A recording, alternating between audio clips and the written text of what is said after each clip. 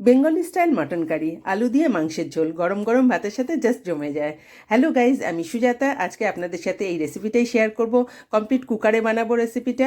ভিডিওটা শেষ পর্যন্ত দেখে যদি ভালো লাগে ভিডিওটা লাইক করার অনুরোধ রইল। আর আপনি যদি আমার চ্যানেল নতুন হয়ে থাকেন তাহলে চ্যানেলটি সাবস্ক্রাইব করে রাখবেন। এরকমই সব রেসিপি আমি শেয়ার করে থাকি। আপনারা সবাই আলাদা আলাদা রকম মাখান, আমি কীরকম বানাই সেই রেসিপিটাই আমি শেয়ার করছি। এর জন্য আমি 650 গ্রাম, এখানে আমি 650 গ্রাম মাটন নিয়ে নিয়েছি। আর খুব ভালো করে এটা ওয়াশ করে নিয়েছি। হালকা গরম জল করে সবসময় ওয়াশ করতে হয়।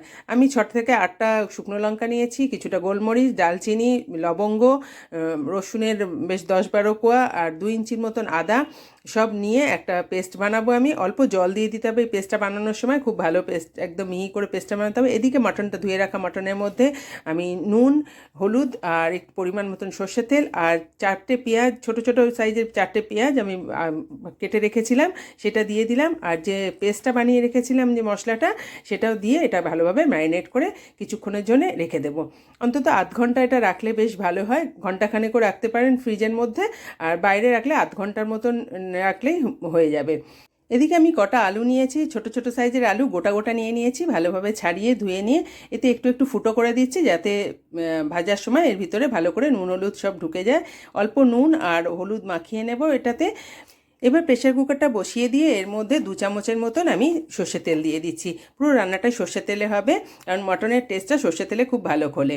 এবার তেলটা গরম করার পরে আলুগুলো দিয়ে দিলাম। আলুগুলো গোল্ডেন ব্রাউন হওয়া পর্যন্ত একটু ভেজে নিলাম। আলুগুলো তুলে নেওয়ার পরে ওতে অল্প আর একটু তেল দিয়ে এবার আমি ম্যারিনেট করে রাখা মাটনটা পুরো এর মধ্যে দিয়ে দিচ্ছি। মাটনটা খুব ভালো করে কষাতে হবে যতক্ষণ না পেঁয়াজগুলো একদম গলে যাচ্ছে ভালোভাবে আর পুরো একদম তেল ছেড়ে না আসছে মাটন থেকে, ততক্ষণ পর্যন্ত মাটনটা কষাতে হবে। কষাতে কষাতে এদিকে আমি গরম জল বসিয়ে দিয়েছি একটা জায়গায়, কারণ মটনের মধ্যে আমি গরম জল ঢালবো। আর টমেটোটা পরে দিতে হয়, ওই জন্য টমেটোটা নিয়ে নিলাম। এবার টমেটোটার পেস্ট বানিয়ে রেখে দিলাম। মটনটা থেকে খুব ভালোভাবে তেল ছেড়ে এসেছে, এবার টমেটোর পেস্টটা দিয়ে দেবো। আর টমেটোর টেস্টটা ব্যালেন্স করার জন্য অল্প একটু চিনি দিলাম আর গরম মশলা দিলাম 1 চামচ দিয়ে। এটাকে এবার ভালোভাবে চালাতে হবে, যতক্ষণ পর্যন্ত চালাতে হবে এরকমভাবে তেল কেটে না বেরিয়ে আসছে। তারপরে লাস্ট আলুগুলো দিয়ে দিলাম। আলুগুলো দিয়ে এটাকে নাড়িয়ে চাড়িয়ে এবার যে গরম জল করে রেখেছিলাম গরম জলটা এর মধ্যে ঢেলে দিচ্ছি। একটা যতটা ঝোল আপনাদের লাগবে মনে হবে সেই পরিমাণ মতন জল দিয়ে তারপরে আবার নাড়িয়ে চাড়িয়ে ভালো করে কুকারটা ঢেকে দিতে হবে।